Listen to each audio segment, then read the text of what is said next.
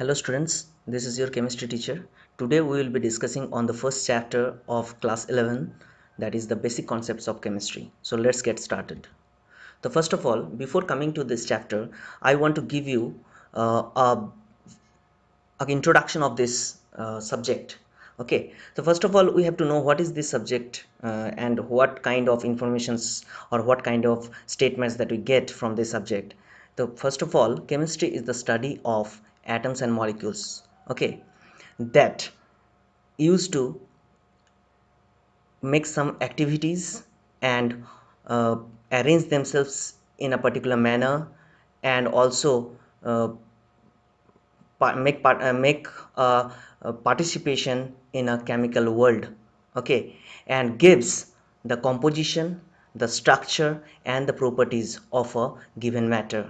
Okay, so chemistry is the study of atoms and molecules, their their structure, their arrangement and their properties, how they gonna react with other atoms and molecules, and more importantly the study of matter. Okay, so this is the subject all about. So first of all, this branch of science, the chemistry is a branch of science that is connected with other subjects as well, like physics, biology and geology. If I give you example, like our metabolism process that occurs in our body, or the photosynthesis that occurs in plants, okay, or any types of biological activities, biological reactions that occur in human beings or other living beings, always carry some processes, always carry some reactions.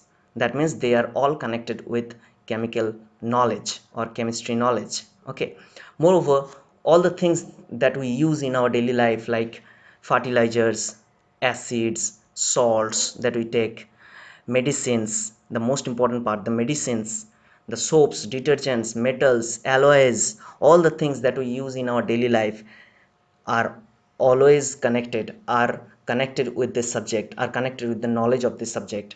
Okay, moreover, life-saving drugs like cisplatin, these type of drugs are made are made on the basis of the knowledge of chemistry. Okay, so chemistry, this subject, is present in every aspect of our life. Okay, and that's why for day by day this subject is playing a major role in uh, explaining natural phenomenon, in explaining the human behavior, and also making the life of human beings more and more easier and comfortable. Okay, so this is all about the introduction of this subject. Now, we have already discussed that chemistry is the study of matter, right? So first of all, we have to know what is matter.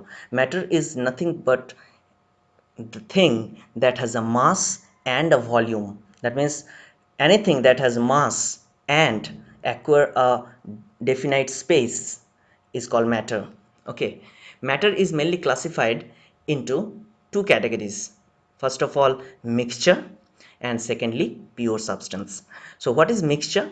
Mixture is anything that contains two or more substances, or two or more components in any amount, in any ratio. Okay, suppose if I give you example, like if I talk about sugar solution, then it doesn't matter what amount of sugar I am putting into the definite amount of water. Okay, it doesn't matter, it will be termed as mixture of sugar in water, or mixture of sugar and water. So sugar solution, or mixture of or the presence of sugar in water is a mixture. Obviously it is a mixture, because in this system, sugar and water both are present, and there is no rule for the amount of sugar and amount of water that are present in the mixture. So obviously it is called a mixture. Okay, so sugar solution is a mixture. Now mixture is classified into two categories: homogeneous mixture and heterogeneous mixture. Homogeneous mixture is one kind of mixture where the particles, or where the molecules are all distributed, or we can say the molecules are all present in everywhere, in every point of the mixture. Okay, they are uniformly distributed throughout the mixture. That type of mixture is called homogeneous mixture. So homogeneous mixture is that kind of mixture where the particles or the molecules are distributed uniformly throughout the mixture. Okay, such as sugar solution. Okay, in sugar solution, sugar molecules are present in every part of the mixture, right? And their sugar molecules are distributed uniformly throughout the mixture. So obviously sugar solution is a homogeneous mixture. So if I talk about the next category of mixture, that is called heterogeneous mixture, then we have to take the example of sand water. Obviously, in if you try to put some sand, amount of sand in water, obviously the sand and water will not be mixed, but still it is a mixture, because it is one kind of sand water mixture is one kind of system where two substances are present. Sand is one substance, water is another substance, and they are present in any amount. They can be present in any amount in the mixture. So obviously it is a mixture, but it is not a homogeneous mixture. It's called heterogeneous mixture, because the sand particles or sand atoms are not, or sand molecules are not distributed throughout the mixture uniformly. Okay, obviously you could find the sand part in the bottom part of the water container, and so obviously sand molecules or sand uh, particles are not present throughout the mixture. It is only present in a particular region of a mixture. Okay, so it is not homogeneous mixture, it's a heterogeneous mixture. Now the second category of matter is called pure substance. So what is pure substance? Pure substance is one kind of matter that is made of some components which are present in fixed amount, which are present in fixed composition. Okay, so first of all we have to know these terms. Components, what is component? Components may be termed as the materials or the elements that is making the substance. Suppose if I give you a real life example, like what are the components of a building? The components of a building are bricks, cement, concrete, water, sand. These are the components of building. These are the components that are making the building, right? So components that are present in pure substance should be present in a fixed amount, should be present in a fixed ratio, should be present in a fixed composition. Okay, so that is called pure substance. Okay, and pure substance would be homogeneous. Obviously pure substance would be homogeneous. So pure substance can be categorized into two parts. One is called elements. We know what are elements, and another category is called compounds. So elements may be defined as these are the pure substance. Okay, these are the pure form of substance which are obviously homogeneous and that has a fixed composition. That's why they are called pure substance. Okay, so elements like we know hydrogen is an element, oxygen, nitrogen, all are elements, and they are present in the form of atom. Okay, and if they are present in the form of molecule, H2, in the form of molecule like O2, N2, nitrogen molecule, they are also termed as pure substance under the category of elements. Because what is the definition of pure substance? Pure substance is that thing which in which the components are present in fixed ratio. Correct. So in H2O2 N2 molecules, the components, that means the two hydrogen atoms are present, so that is fixed. In every condition, two hydrogen atoms combine to form H2 molecule, two oxygen atom combine to form O2 molecule, two nitrogen atoms are combining to form nitrogen molecule. So this number 2 for hydrogen, oxygen and nitrogen, that is not gonna be changed, right? So this is a pure substance. Now another category of pure substance is called compounds. So compounds are the one kind of pure substance where obviously the components of the compounds are present in a fixed ratio or are present in a fixed composition. Suppose if I give you example of water. In water, what are the components? Hydrogen and oxygen, and that they are present in a fixed amount, two hydrogen is there, one oxygen atom is there, and their ratio is 2:1. So obviously the components of water, that means hydrogen and oxygen, are always present in a fixed ratio 2:1. It is not going to be changed in any condition. So obviously it is a pure substance. Similarly, carbon dioxide is also a compound where carbon and oxygen amount ratio is 1:2. Carbon has one atom, one carbon atom, and two oxygen atom are combining to form CO2 molecule, right? So these are all about compounds. Now compounds are can be classified into two categories: organic compound and inorganic compound. Organic compounds are those compounds which are primarily made of carbon and hydrogen. Okay, later on we will be discussing on these organic and inorganic compounds in a proper way, in a proper by giving a proper definition. We will be discussing on these topics. Okay, so now for the time being, you should know that organic compounds are mainly made of carbon and hydrogen, and inorganic compounds doesn't contain carbon as a primary element. Okay, so if I give you example like methane, CH4 is an organic compound. H2SO4 doesn't contain any carbon atom, so it is inorganic compound. Water is also an inorganic compound. Okay, now elements, in the elements can also be divided into categories like metals, non-metals, semi-metals. We know what are metals. We have already learned all these things in the concept, from the concept of class 10 science, right? So metals, these are the metals: sodium, potassium. Okay, they are metals. Non-metals like carbon, nitrogen, oxygen, these are the non-metals. Semi-metals like arsenic, antimony, bismuth, these are semi-metals. Okay, semi-metals, metals, non-metals and non-metals properties you have already learned in class 10. What are the common properties of metals and non-metals? Like metals have shiny metals are mainly shiny material. They conduct heat and electricity very well, correct? Semi-metals are those kind of elements where the elements have the properties of both metals and non-metals, like arsenic, antimony and bismuth. Okay, these are called semi-metals. Now, matter can also be classified. You can say that it is a physical classification of matter. Matter can also be classified physically in three categories: solid, liquid, and gas. In solid, we know that solid has a definite rigid structure where it has a definite volume and definite shape. Due to the rigidness of the structure of solid materials, they have a definite volume and definite shape. And in solid materials, the elements or atoms are closely packed. Atoms are very closely packed. Okay, and that's why they have a definite shape and a definite volume in solid. Okay, whereas in case of liquid, the elements are not closely packed like solid. Okay, they are packed but not as closely as solid. Okay, and they have the full flowing property. Liquid can flow from one point to another point, from one position to another position. So they have some flowing property.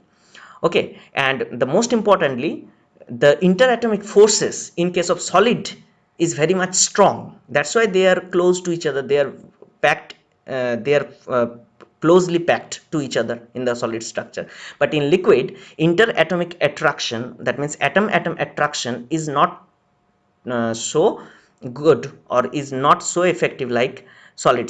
In liquid, interatomic attraction is less or atom atom attraction is less. That's why the particles are loosely bound, okay, or loosely packed in the structure, and that's why they have a definite volume. Liquids have definite volume but do not have definite shape. Okay, we know the liquids, if we put a liquid, a pure liquid in a container, liquid will acquire the acquire the shape of the container. There is no definite shape for the liquid, right?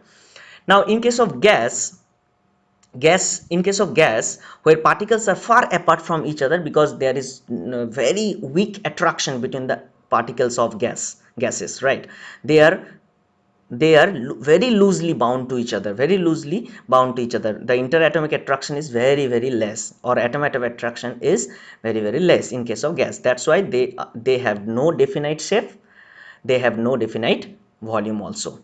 Okay, and the particles are loosely bound to each other. Okay, now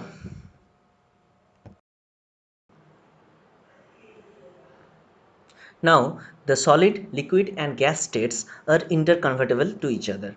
because if we heat the solid substance, it will be converted into liquid, and consequently if we heat the liquid, it will be converted into gas. Okay, we know the following processes of conversion of these substances from one phase to another phase. Okay, solid to liquid is called melting process, liquid to gas is called evaporation, gas to solid is called deposition. Okay, or condensation, uh, is called deposition. Okay, now liquid to solid, it's called freezing. Gas to solid, solid to gas is called sublimation process. Okay, so this is and gas to liquid is called condensation process. So if we heat the substance, okay, we can convert the one phase of substance to to another phase of substance by heating it.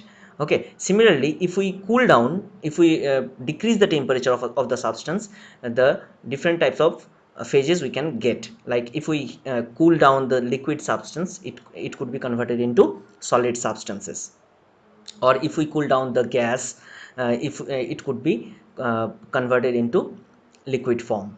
Okay, so these are all about the interconversion of the different states of substance by heating or by cooling. Now let's discuss the systems of measurements and units. So first of all, there are two types of systems of measurement. First one is SI system or international systems of units, and second one is CGS unit. Okay, so here I have discussed some parameters, their symbol, their CGS units and their corresponding SI units. Okay, so let's discuss one by one. So first of all, length has the symbol L, CGS unit centimeter, SI unit meter. Mass symbol is M, represented by M. CGS unit gram. Okay, it has the symbol G, not GM. Okay, and kilogram, kg. This is the SI unit. Time, CGS unit second, S, and SI unit minute, M. Okay, temperature, capital T, represented by capital T. Okay, Kelvin temperature. And CGS unit degree centigrade. Okay, SI unit Kelvin. Now degree centigrade could be converted into the corresponding Kelvin temperature by this formula: T degree centigrade equals to T plus 273 Kelvin. Okay, now suppose if I give you example like 0 degree centigrade, that is equals to 0 plus 273, that is equals to 273 Kelvin. Okay, so 0 degree centigrade equals to 273 Kelvin. Amount of substance is represented by small n, that is the mole, that is the CGS unit, and also the SI units. Okay, we will be discussing about this mole concept and about regarding this mole concept later on. So the next one is volume, represented by V. CGS unit is centimeter cube or cc. SI unit is meter cube or liter. Okay, or there is another unit called DMQ, decimeter cube. 1 DMQ equals to 1 liter. Now density, what is the symbol? D, small d is the symbol. What is the CGS unit? Gram per centimeter cube, because density equals to, what is density? Density equals to mass by volume, right? Mass divided by volume is called density, right? So mass means gram, volume means volume as the unit centimeter cube. So what is the ultimate unit of density? Gram per centimeter cube, or gram by cc. Okay, or gram centimeter to the power minus 3. Similarly, SI unit will be kg by meter cube, because kg is the SI unit of mass, divided by volume has the SI unit meter cube. So kg by meter cube, or kg meter to the power minus 3 is the unit of density. Now there are some multiples that are abbreviated in chemistry, not only in chemistry, in other subjects as well. These are the multiples. Like if I go for 10 to the power minus 3, it is called milli. Okay, this is milli. 10 to the power minus 6 is micro. Minus 9, 10 to the power minus 9 is called nano. 10 to the power minus 12 pico. 10 to the power 3 is called kilo. Okay, 10 to the power 6 is mega, and 10 to the power 9 is giga. These are the terms that we often use for this 10 to the power terms, 10 to the power multiples. Like if I say 1 millimeter, that means 10 to the power minus 3 meter. 1 micrometer, that means 10 to the power minus 6 meter. 1 nanometer, that means 10 to the power minus 9 meter. Okay, similarly these are the multiples and their corresponding terms. Now let's go for the scientific notations. Now before coming to this concept, I would like to give you the preconception, the conception of this why of this concept, scientific notation. Why you would use this scientific notation? So first of all the chemists, not only chemists, all the scientists use very deals with very big number, either very big number or very small number. Okay, like scientist deals about scientists can deal about this very big number like speed of light, 3 into 10 to the power 8 meter per second, that is the speed of light. It's a very big number, right? Charge of electron is 1.602 into 10 to the power minus 19 coulomb. So it's a very very small number, 10 to the power minus 19. So it's a very small number. So to handle all these kinds of number, scientists have come into conclusion that we have to use, or we have to handle these big numbers in the form of this, in the form of scientific notation. That is, we have to represent those numbers, either it is a small number or it's a big number, in the form of capital N into 10 to the power plus or minus small n, where capital N is the number and small n is the power. Okay, so if I give you example like 3 into 10 to the power 8. So 3 is the number, that is capital N, and 10 to the power 8 is the power, that means 8 is the power. It is plus 8 obviously, so plus n. So small n has the value 8, capital N has the value 3. Okay, small n is the power, 8 is the power.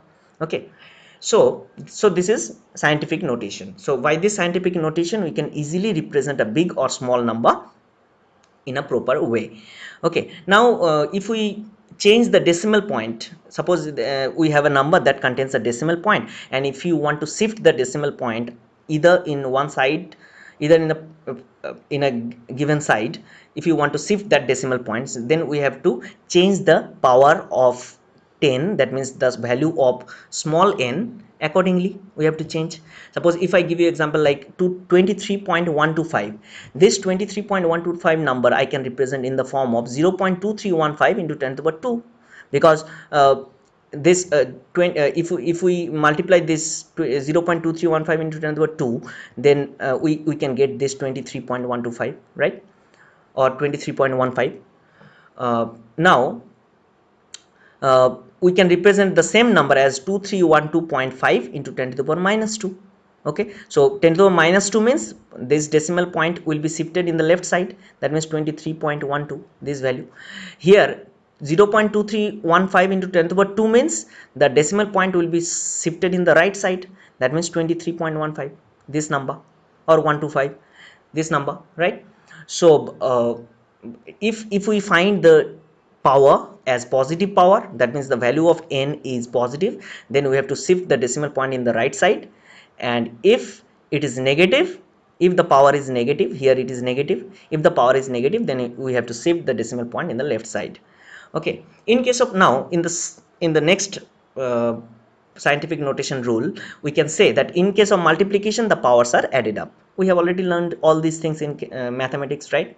These are the normal mathematical rules, that whenever we multiply two numbers, and if the and in that case we have to add up the power of the two numbers. Like if I go for the multiplication of 2.3 into 10 to the power 4 into 5.2 into 10 to the power 3, then we can say 2.3 into 5.2, that will give you 11.96, and 10 to the power 4 into 10 to the power 3, that will give you 10 to the power 7, because in multiplication powers are added up, 4 plus 3, these are the we have to sum up these two power, that means 4 plus 3, that is 10 to the power 7. Similarly in case of division also we can follow this same rule, but in case of division the powers are subtracted. Okay, now here 2.3 into 10 to the power 4 divided by 5.2 into 10 to the power minus 3, that will give you 2.3 divided by 5.2 into this 10 to the power 4 minus 4 minus 3.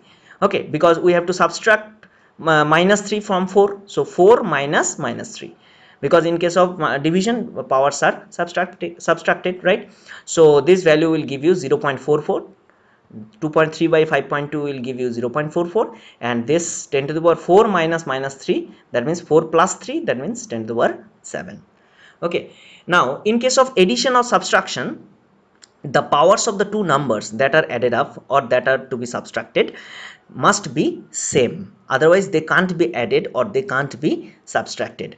So if I give you example like 6.6 into 10 to the power 4 plus 4.4 into 10 to the power 4, that will give you 6.6 plus 4.4 into 10 to the power 4. Both have the same power, 10 to the power 4 here also, and here in this number also 10 to the power 4 is there. That's why we can add these two number. So it will be 6.6 plus 4.4, that means 11 into 10 to the power 4. Okay, now if the powers of the two numbers that are to be added or subtracted are not same, then we have to make the power equal, and after that we can add it up or subtracted those two numbers. Like if I give you example like 6.6 into 10 to the power 4 plus 4.4 into 10 to the power 3, that will give you, that I can write as 6.6 into 10 to the power 4 plus this 4.4, I can write 0.44 into 10 to the power 4. Okay, 0.44 into 10 to the power 4, because I have divide this 4.4 by 10, so it will be 0.44, and I have multiplied 10 to the power 3 by 10, so it will be 10 to the power 4. So obviously this term and this term have the same, these two numbers are the same. Okay, so now we are able to add them, because now these two numbers have the same power, that is 10 to the power 4. Okay, so 6.6 plus 0.44, that will give you 7.04, and 10 to the power 4 will be in the outer side. So 7.04 into 10 to the power 4 is the ultimate result. Okay, so these kind of things that you have to uh, keep it in mind, that whenever multiplication division, the powers are added up or subtracted. In case of addition, the powers have to be same. Okay, otherwise they can't be added or subtracted. Now let's come to the concept of significant figure. So before come to this concept, I would like to give you one introduction or one simple knowledge of the idea of this significant figure. How does this significant figure idea come into into our syllabus? So first of all, whenever we make any experiment or whenever we calculate any experimental value, then we always get decimal point values, like it may be 10.21, it may be 5.23, it may be 6.25. so in these kind of numbers, we will have two kinds of parts of this number. One part is certain, that is 10, 10 is almost certain, and another part that has some uncertainty, whether there is no certainty in the in the digits of the in the digits which are present after the decimal point. That means 10 point, the first digit is 2, so it could be 10.3, it could be 10.4. if there is some mistake in the calculation, or if there is some mistake in the determination of the measurement, uh, in measuring the value, if there is some fault, then obviously this after the decimal point, the first digit could be changed, or the second digit could be changed. So the after the decimal point, all the digits are not so significant, like this 10 is almost certain. But what is the uncertainty part? This part, after the decimal point, the digits are uncertain. Or you can say after the decimal point, the digits are less certain than the digits that are present before the decimal point. Okay, so 10 is the certainty part, and uncertainty part is 0.21. It could be 0.222, it could be 0.23, it could be 0.24. Okay, so or it could be 0.31, or it could be 0.32. so after the decimal point, the digits are not as certain as this number 10. Okay, so this is the concept of uncertainty in a measurement. Okay, so before coming to this significant figure, we have to know some terms like accuracy and precision. So what is accuracy and what is precision? Now, what is accuracy? Accuracy means the closeness of the measured values, that the value that you are measuring The closeness of measured values with the true value is called the accuracy. Or you can say that how close the measured values are to the true value is called the accuracy of that value. Okay, now what is precision? Precision is the closeness among the values themselves. That means how close the values are among themselves. That means precision has no connection with the true value. Precise sets of value or precised values are those values, precised values are those values the which values are close to each other. Okay, now let's imagine the an archer that is throwing or that is suppose an archer is attempting to hit the target. Okay, this is the target. Suppose this target is the true value or desired value. Okay, and archer is attempting to hit this target, okay, by the arrows. So some attempts, three or four, here I have demonstrated three attempts of the archer. Okay, and the results of the attempts are demonstrated here, have been demonstrated here. So here you can see in the first attempt three arrows are not close to each other, and even the three arrows are not close to the desired target or desired value or true value. That means this type of result, we can say it is a result of low accuracy, because the arrows are not close to the desired target or desired value or true value, and this is a result with low precision because the arrows are not close to each other also. Okay, now in the second attempt you can see that the three arrows are close to each other. That means high precision is present in this second result, that because the arrows are close to each other. Okay, but they are not close to the desired value, they are not close to the desired target. So we can say this is one kind of result where low accuracy is there but high precision is there. Accuracy is low because the arrows are not close to the target, so low accuracy, but high precision because arrows are close to each other. Okay, now in the third set of result, we can say it is a result where accuracy is high but precision is low, because here you can see that the arrows are close to the true target or true value, but arrows are not close to each other. So we can say this type of result with high accuracy and low precision.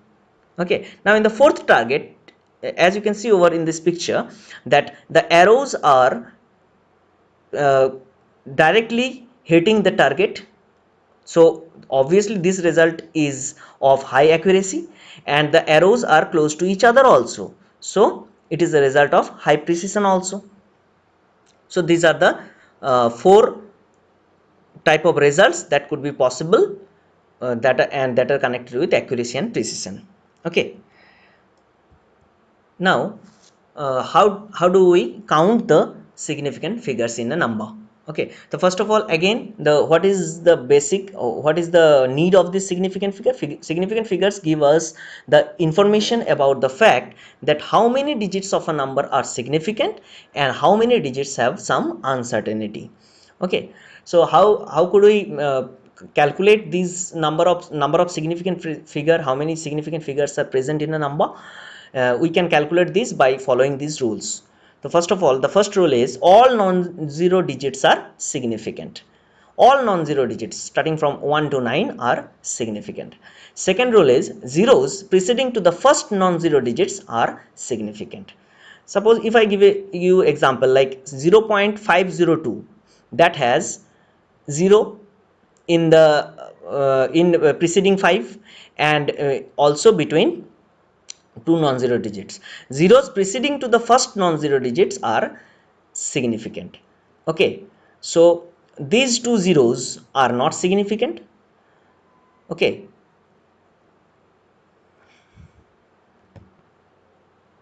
so the second rule is zeros preceding to the first non-zero digits are, that will be there is a mistake here, it will be not significant. Zeros preceding to the first non-zero digits are not significant because these two zeros in the number, these two zeros are preceding to the number 5, so these two zeros are not significant. Okay, so there is three significant figure. Number one is 5, one significant figure, 0, this 0 is significant, and the 2 is significant because this 0 is present between two non-zero digits. So if a 0 is present in between two non-zero digits, that will be significant. So this 0 is significant, 5 is significant, and 2 is significant. So there are three significant figures, but these two zeros that are preceding, that are present before these 5, that are not significant. Now third rule is, if a number contains a decimal point where zeros are present in the right side of the non-zero digit, then those zeros will be significant.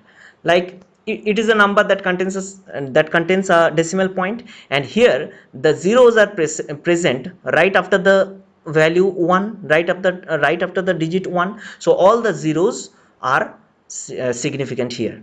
So there will be four significant figures, 1 2 3, three zeros and this one. So total four significant figures are there. Okay, now in the second number, it is also one kind of number that contains a decimal point, and this 0 is present right after the in the right side of the non-zero digit, so it will be a significant number. So there are two significant number, 1 and 0. Now in the third number, zeros are present in the right of the number, in the right side of this number 1, and it is a number that contains a decimal point. So there are three significant figures in this number, 1, 0 and 0. Okay, now in case of addition and subtraction, how could we write the result of addition or subtraction, where we can place a definite number of significant figure in the result? There is a rule in it. The rule is saying that in the result, number of significant figure after the decimal point will be equals to number of digits after the decimal point of the number that contains least number of digits after the decimal point. So if I demonstrate this point, like if I give you example, if these three numbers are added up, 12.11, 18.0 and 1.012, we will get the value 31.1212. Now the rule is saying, in the result, number of significant figure after the decimal point will be equals to number of digits after the decimal point of the number that contains least number of digits after the decimal point. So among these three numbers, which number contains least number of digits after the decimal point? Obviously 18.0, because after 18, after this decimal point only one digit is there. Here after the decimal point two digits are there. Here three digits are there after the decimal point. So obviously this is the number that we have to focus on. Okay, so this is the number that contains only one digit after the decimal point. So in the result, there will be one significant figure after the decimal point, because in this number there is one digit after the decimal point. 18.0, there is one digit after the decimal point. So in the result, there will be one significant figure after the decimal point. So the result will be written as 31.1. So after the decimal point only one significant figure, that is 1. Okay, so this is the rule for addition or subtraction. Now for multiplication and division, we have to follow this rule. Number of significant figure in the result, that will be equals to number of significant figure of that number containing fewest number of significant figure. Okay, now if we give you example, like if we give a multiplication like this, 2.5 into 1.25, that will give you this result 3.125. Okay, so here this is the number which contains two significant figure, and this is the number which contains three significant figures. So obviously we have to focus on this number. Okay, now in this number two significant figures are there, so in the result also there will be two significant figures present in the result. Okay, so the result could be written as 3.1, because in the result 3.1 there are two significant figures, 3 and 1. Okay, so both these blue colored number, you can see there are two significant figures. Here also two significant figure, 2 and 5. Here also two significant figures, 3 and 1. Okay, so these are the rules for addition, subtraction and multiplication, division. Now this is the rule.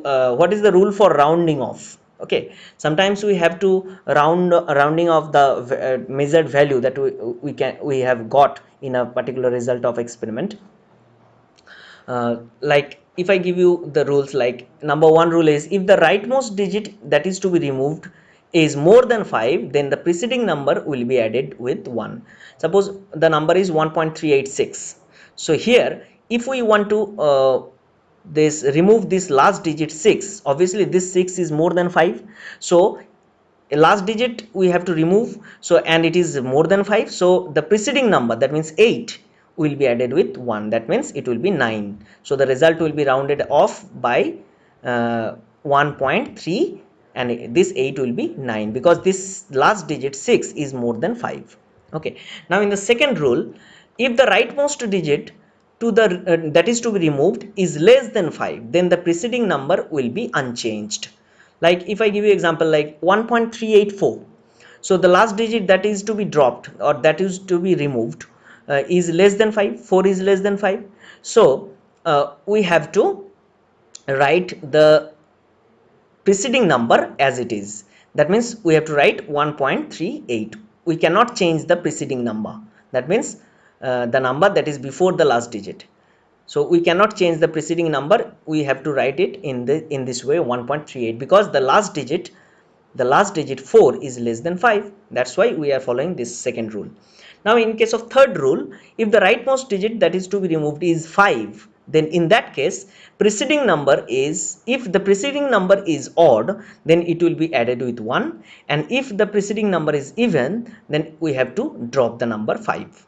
Okay, so here in this case, if the last digit is 5, then you have to focus on the second last digit, and if the second last digit is odd, then we have to add 1 in the second last digit, and if the second last digit is even, then we have to simply drop the 5, the last digit 5.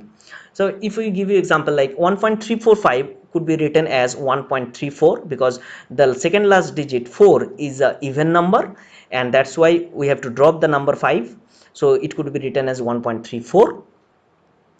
And the second in the second example 1.335, as the second last digit is 3 and it is an odd number, so we have to add 1 with the second last digit, so 1.335 could be written as 1.33.